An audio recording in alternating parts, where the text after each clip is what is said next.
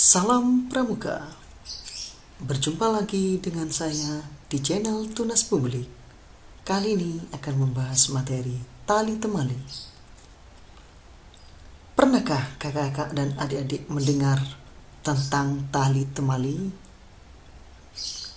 Oh, tentunya pernah dong. Tapi, apa itu tali temali? Mari kita belajar bersama tentang tali temali.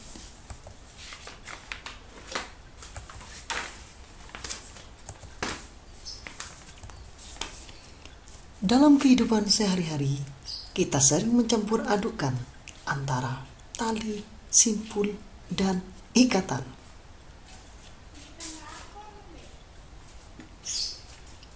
Tentunya ketiganya itu berbeda.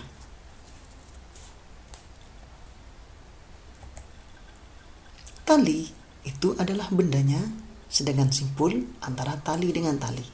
Ikatan, tali dengan benda lain. Jadi, apa itu tali temali? Tali temali adalah sebuah ilmu yang mempelajari tentang teknik penggunaan tali, simpul, dan ikatan, beserta cara perawatannya.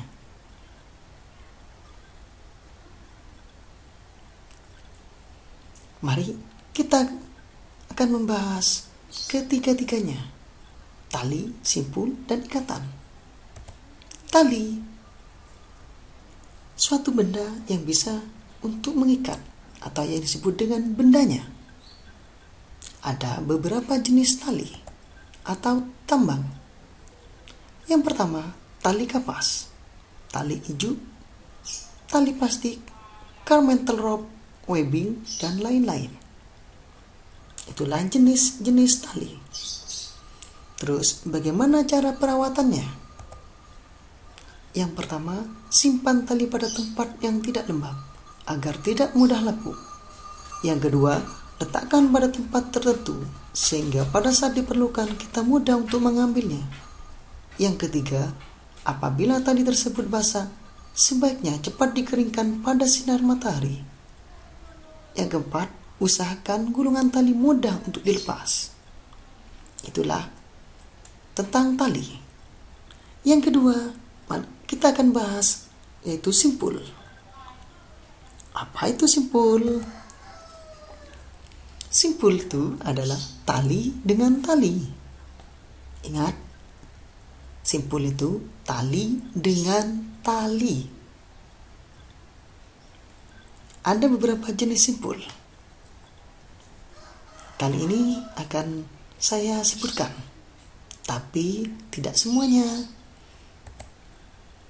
Ada beberapa jenis simpul. Yang pertama, simpul ujung tali. Yang kedua, simpul mati. Yang ketiga, simpul anyam. Yang keempat, simpul anyam berganda. Yang kelima, simpul kembar. Yang keenam, simpul erat. Yang ketujuh, simpul kursi. Dan yang kedelapan, simpul lasso. Dan ada lagi beberapa simpul yang lain.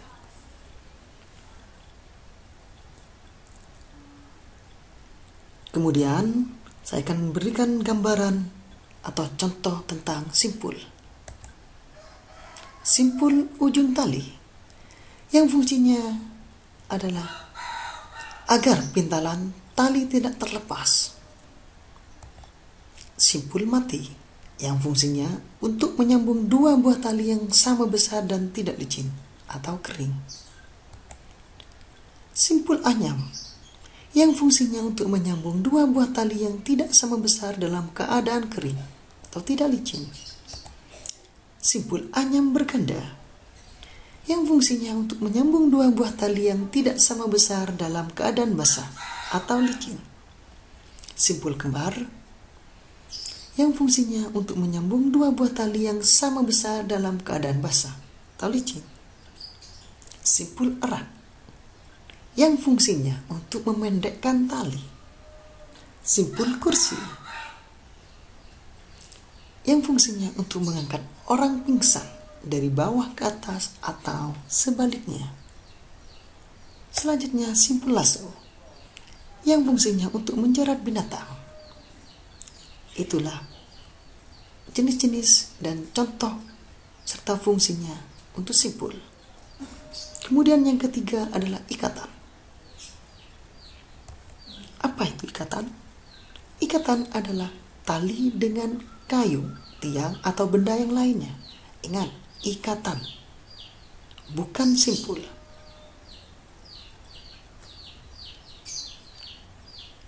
Saya akan berikan contoh beberapa ikatan, beserta juga jenisnya. Yang pertama, ikatan pangkal. Ingat, ikatan pangkal, bukan simpul pangkal. Yang kedua, ikatan jangkar, ikatan tiang, ikatan tari, ikatan tambat, ikatan palang, ikatan jangga, ikatan silang, dan ikatan kaki tiga.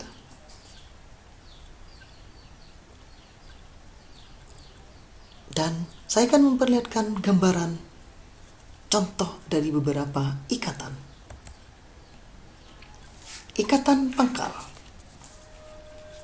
yang fungsinya untuk mengikatkan tali pada tiang, kayu, atau benda yang lainnya, dapat pula digunakan untuk memulai dan mengakhiri suatu ikatan. Ikatan tiang, yang fungsinya untuk mengikat sesuatu sehingga yang diikat masih dapat bergerak leluasa. Misalnya, mengikat leher binatang agar tidak tercekik. Ikatan jangkar, yang fungsinya untuk mengikat pada tongkat pada saat membuat usungan atau tandu dan lain-lain. Ikatan tarik, yang fungsinya untuk menambatkan tali pengikat binatang pada suatu tiang, kemudian mudah untuk membukanya kembali, untuk turun ke jurang dari atas pohon. Ikatan tambat, yang fungsinya untuk menyeret balok dan sebagainya. Ikatan palang, yang fungsinya untuk mengikat ujung tongkat yang horizontal dan diagonal atau yang disebut dengan palang. Ikatan cangga, yang fungsinya untuk menyambung dua buah tiang atau membuat cangga, atau yang disebut dengan menyambung tongkat. Selanjutnya, ikatan silang, yang fungsinya untuk mengikat dua buah tiang atau tongkat yang bersilang. Ikatan kaki tiga, yang fungsinya untuk membuat kaki tiga dan biasanya sering digunakan oleh pramuka untuk membuat atau mendirikan tiang bendera. Jadi, apa itu tali temali?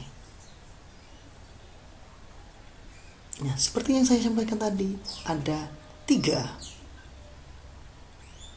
tali, simpul, ikatan, yang maknanya berbeda.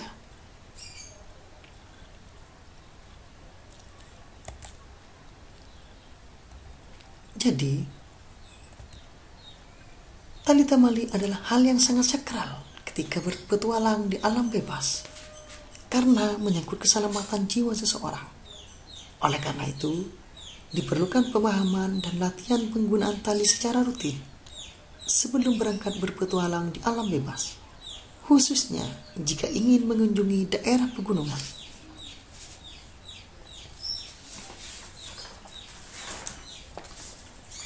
Tentunya gambaran-gambaran dan contoh kakak sudah ketahui. Dan ingat, perlu latihan secara rutin agar kita mudah untuk mempraktikkannya. Demikianlah materi yang saya sampaikan tentang tali temali. Jika ada kesalahan baik disengaja maupun tidak, saya bersama Tunas Publik mohon maaf dan terima kasih. Salam Pramuka.